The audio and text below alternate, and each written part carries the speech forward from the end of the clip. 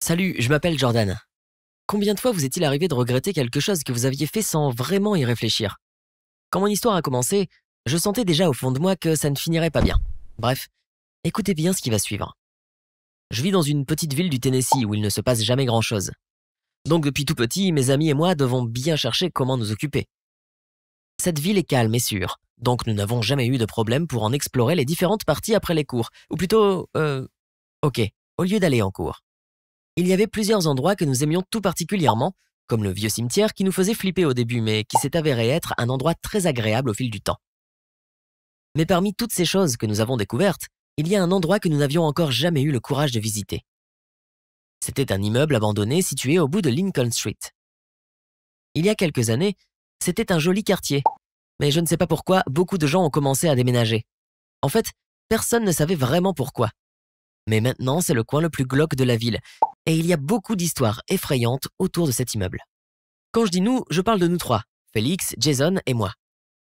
Nous blaguons souvent en disant que si nous étions les personnages d'un film d'horreur, Félix serait le mec bizarre, Jason serait le comique de service et moi, je serais le gars qui meurt en premier. Donc nous n'avions jamais osé nous approcher de ce manoir jusqu'à ce que nous découvrions toutes ces vidéos sur internet où des gens prennent une caméra et pénètrent dans une maison abandonnée pour l'explorer. Ça reste assez dangereux donc je ne sais pas ce qui nous a pris. Mais nous avons finalement décidé d'aller explorer le vieil immeuble de Lincoln Street, caméra au point. Il nous a fallu quelques jours pour nous préparer. Chacun d'entre nous avions quelques économies que nous avons donc mises en commun afin de nous acheter une GoPro, histoire que notre vidéo ait l'air plus cool. Et à peine 4 jours après avoir eu cette drôle d'idée, nous nous trouvions au bout de Lincoln Street, prêts pour l'exploration. Ce bâtiment était vraiment énorme. 4 étages et probablement une centaine de pièces en tout. Et plus on se rapprochait, plus il devenait sombre, comme si l'immeuble lui-même ne voulait pas être dérangé. Ce sentiment m'a un peu effrayé, mais Félix et Jason étaient surexcités et je ne voulais pas être le seul à faire demi-tour. J'ai donc été choisi pour porter la GoPro. En approchant du bâtiment, nous avons vu que toutes les fenêtres du rez-de-chaussée avaient été barricadées et nous avons donc dû monter dans un arbre afin de passer par une fenêtre du premier étage, car certaines d'entre elles n'avaient plus de vitres. Un autre mauvais présage, c'était que la branche de l'arbre sur laquelle nous sommes passés, qui semblait pourtant fiable à 100%, a commencé à craquer quand Jason est passé dessus. Et il a dû sauter à travers la fenêtre avant qu'elle ne casse. Nous étions enfin à l'intérieur. Les appartements étaient en fait quasiment tous vides. J'imagine que les personnes qui ont quitté l'immeuble ont emporté la plupart de leurs meubles avec elles. Mais il en restait tout de même quelques-uns. Nous visitions lentement chaque appartement avec une lampe de poche. Je tournais sans arrêt la tête de gauche à droite afin de bien tout filmer. Et quand nous sommes entrés dans une nouvelle pièce et que j'ai tourné la tête, j'ai hurlé de peur. Pendant un instant, j'ai cru voir bouger quelque chose dans le coin. Évidemment, sur le coup, j'étais persuadé que c'était un fantôme, un zombie ou je ne sais pas, un vampire. Mais ce n'était qu'un miroir et la silhouette en mouvement, c'était la mienne. Les mecs se sont bien foutus de moi. Bref, on a continué. En nous habituant peu à peu à l'immeuble, nous avons commencé à nous amuser, à courir dans les immenses couloirs et à sauter sur le mobilier restant.